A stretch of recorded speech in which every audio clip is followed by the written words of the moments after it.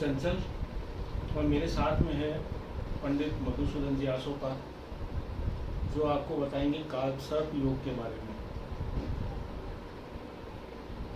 नमस्कार महाराज। नमस्कार। नमस्कार।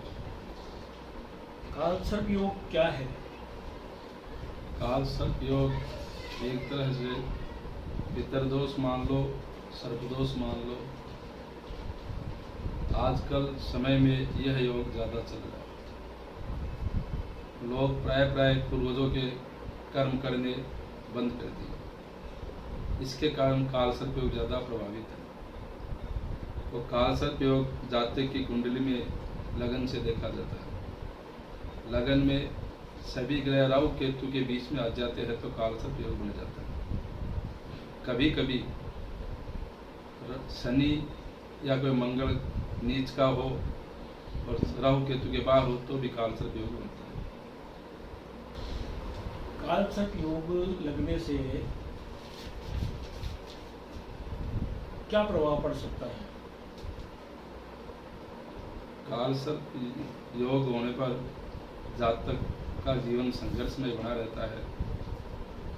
जिस घर में भी राहु केतु बैठते हैं उसी भवन को जातक की कुंडली में प्रभावित करते हैं। जैसे किसी की कुंडली में धन स्थान में राहु आ गया तो धन हानि, इनकम की कमी, खर्चा अधिक, परेशानी करता, आर्थिक पक्ष से संकट बना रहता है। स्त्री भवन में, पति भवन में हो तो आपस में अनबन, विचार भेद, भिन्नता रहती है। विद्या पक्ष हो बच्चों के तो विद्या पक्ष में भी परेशानी रहती है। उच्च शिक्षा में बाधा आती है। इसके लिए अपने को उपाय जरूर करना चाहिए। जैसी ये कुंडली है, इसके लगन के अनुसार विद्या भवन में राहु है और केतु लाभ भवन में बैठा है, गुरु शुक्र के साथ में है। परंतु राहु केतु हमेशा विपरीत चलते हैं। शुक्र केतु की गति आगे की तरफ है परंतु अंश कम रहने के कारण इसके कालसर्प योग बन गया।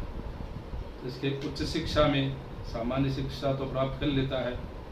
उच्च शिक्षा जैसे कोई सीए है, इंजीनियर है, नीट आदि के एग्जाम में है तो उसमें विघ्न बाधा आने की संभावना बनी रहेगी। इसके लिए जरूर किसी योग्य पंडित ज्योतिषी से राय लेके शांति करवाना सफलता दिलाने का काम है। किसी जातक के कुंडली में कालसर्प योग हो तो उसका उपाय क्या हो सकता है?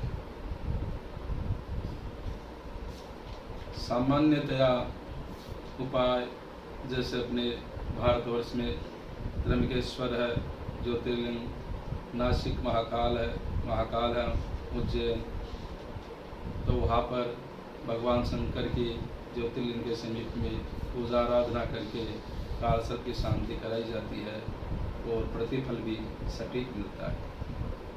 और सूक्ष्म वहाँ पर नहीं जा सकते तो आप किसी भी प्राचीन मंदिर में चांदी के सर्पणी ला के भगवान शंकर का लघु रुद्राभिषेक करा के सर्पणी को किसी जलाशय में प्रवाहित कर दे तो भी अनुकूल फल की प्राप्ति होती है।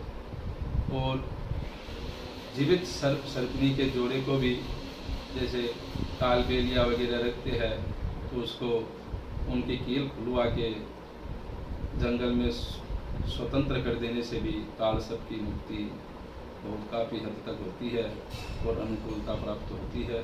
भगवान शंकर का आशीर्वाद मिलता है। तो ऐसा करना लाभकारी रहता है।